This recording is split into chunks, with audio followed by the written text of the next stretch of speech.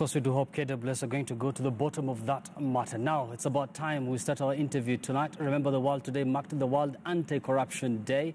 And of course, corruption is going to be our conversation tonight. Kenya being one of the countries that loses billions of shillings every single year.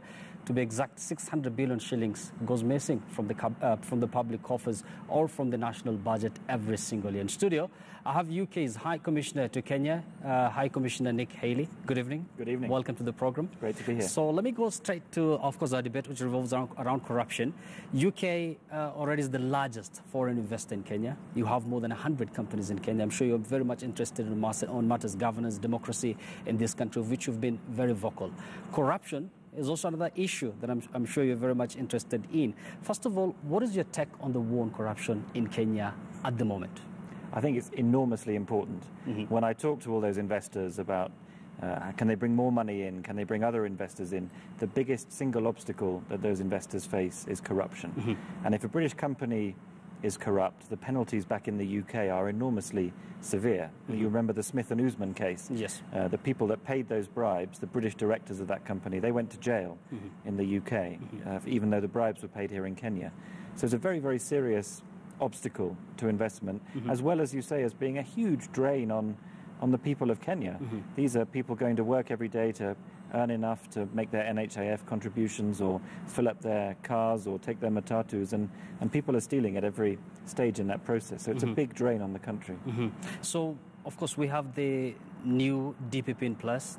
We have new DCI boss at the moment, and we've seen a lot of traction as far as the war on corruption is concerned. Actually, there are most people in public office, the fear whenever Thursday, Fridays come knocking because they feel like they're going to be arrested if they are implicated in any deals. So from where you are seated, do you think you're convinced in any way that there's some sort of traction in the war on corruption in Kenya?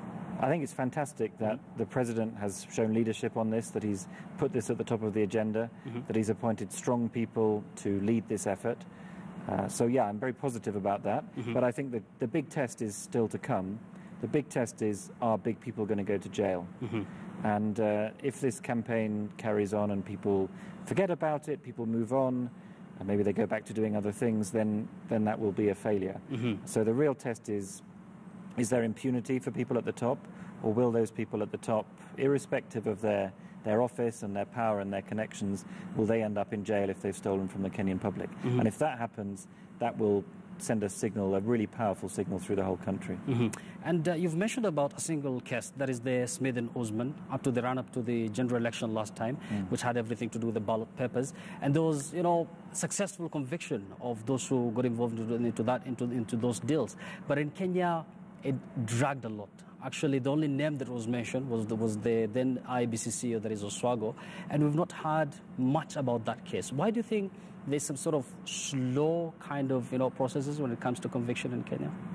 I think everything needs to work along the chain. There needs to be a strong investigation, a strong prosecution, and then a strong judiciary to convict people at the end of it. And if one of the links in that chain is weak, then the cases are not going to result in conclusions.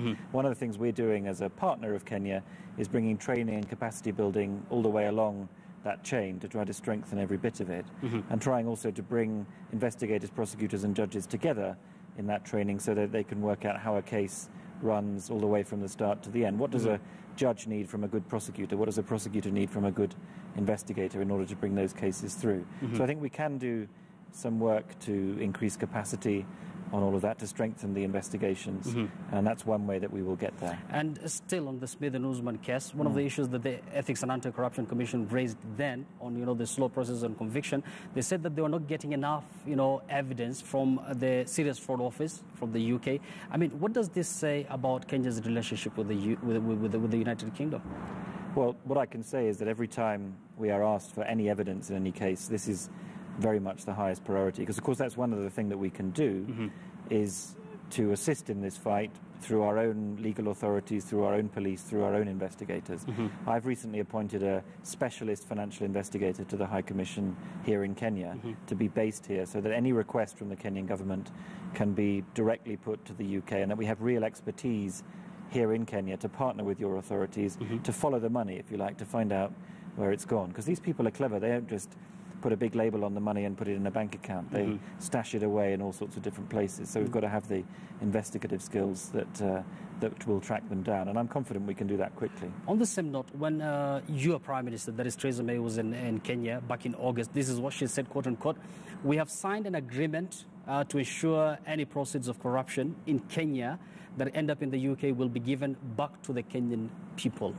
Have you managed to repatriate some of this cash since she made that statement? So we signed that agreement in August. The Swiss government have signed the same agreement, so we've got the same mechanism.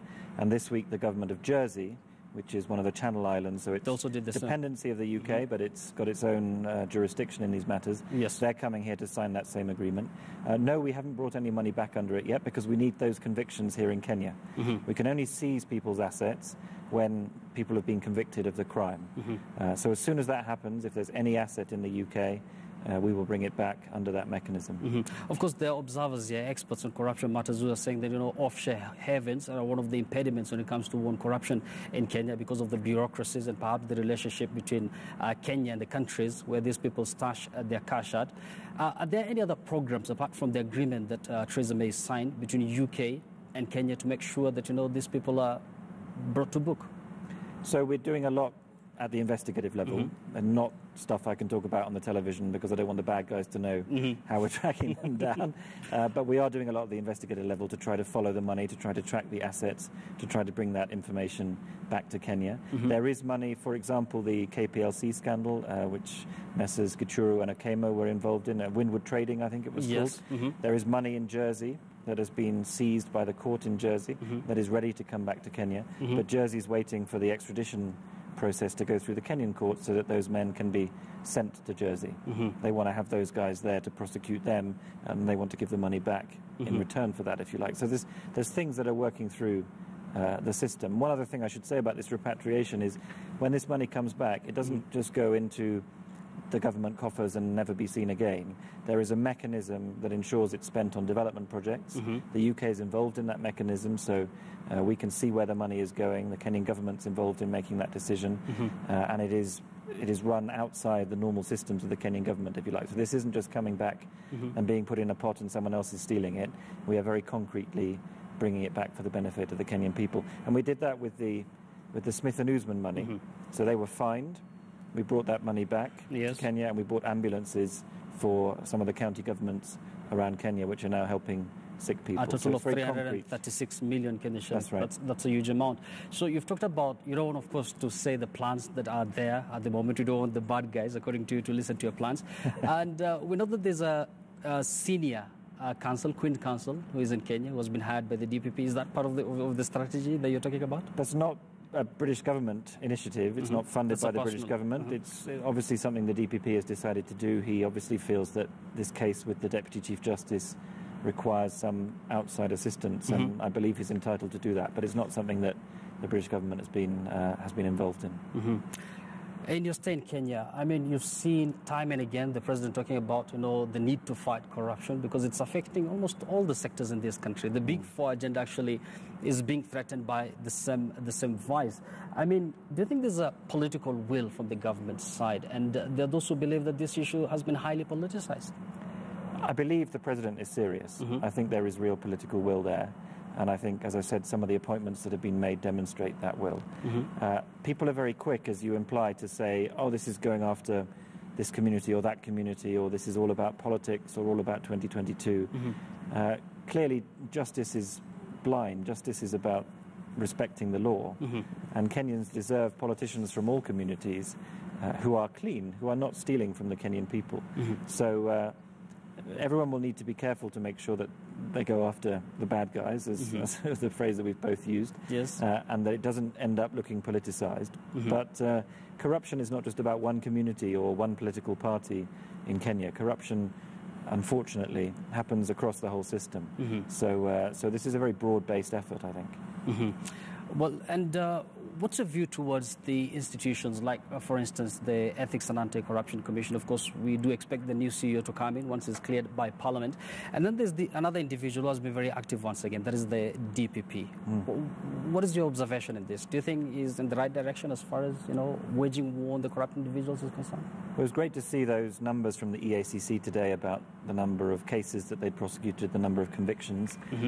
We obviously would, the higher those numbers, the better in terms of catching those who are guilty of corruption. And as I've said, it's great. I think a lot of us have seen the DPP's activism on this, and we really respect that, and it's great these cases are being brought to trial. The acid test is going to be, can we get people convicted who are guilty of corruption? I think one other thing the DPP has said here is really important, and I think he said this last week when he said people who are on trial for corruption in public office should step aside from that office during the course of that trial. And I do think that's important because just like fraud in any business, if somebody is suspected of fraud or there's a serious allegation, if you let that person come back to work, then they can move the files around, they can talk to the witnesses and tell them not to say what they need to say. They can exercise their power in all sorts of ways to make sure the case doesn't actually come to trial. So I think the idea that if there is a serious criminal allegation against a leader, that person steps aside for the course of that investigation, that seems to me to be important, so that it can be dealt with fairly. And of course, if he or she is found to be innocent, then they should be restored honourably, and back pay and so forth should be given. This is not about a witch hunt, but it's about making sure people can deal impartially and honourably with these investigations.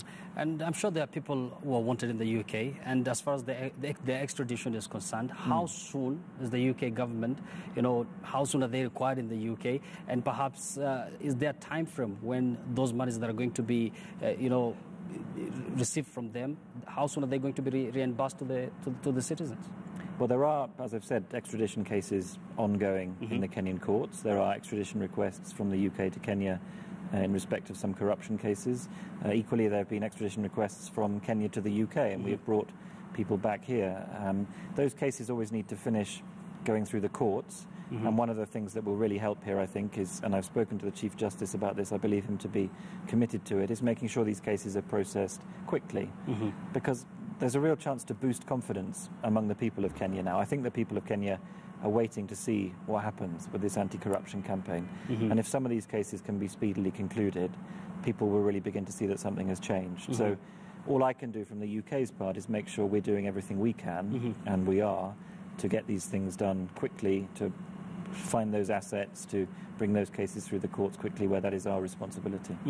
And from my research today, I realized that corruption is also a global problem. As much as we're talking about 600 billion shillings Kenya is losing every year from its budget, about, is it 3.6 trillion shillings that the world loses through bribe. So clearly this is a major problem across this continent, that is Africa, and of course across the globe. So apart from, of course, there are those who are saying that, propagating that education, corruption should be brought in our syllabus, people should be taught on the ills of corruption. I mean, from your own perspective, what do you think needs to be done to make sure that, this vice is brought to an end? Those numbers that you mentioned there, they're terrifying. Our foreign minister said today that the amount of money lost to corruption around the world is the equivalent to all the economies of sub-Saharan Africa. It's just unbelievable. Hard. It's unbelievable. But it tells you how many hospitals you could build, how many schools you could build if we could deal with this vice and use that money for the benefit of people. So what do we need to do? It's a long-term effort. Yes, I think part of it's about education and discipline, but I do think it starts from the top. I think if the people at the lower levels are seeing stealing going on at the top, then what incentive do they have to do anything about it? The culture flows down, if you like, in that way. Yes. So I think what really worked in the UK, and of course we're not a perfect country either, we've had to work this through, but what's really worked in the UK is having those very strong penalties. As I say, even if you pay a bribe outside the UK to a non-British company, you will go to jail back in the UK. We have the investigative powers through the Serious Fraud Office to bring these very technical financial cases to trial. And the penalties are very severe, and that's how it starts, I think.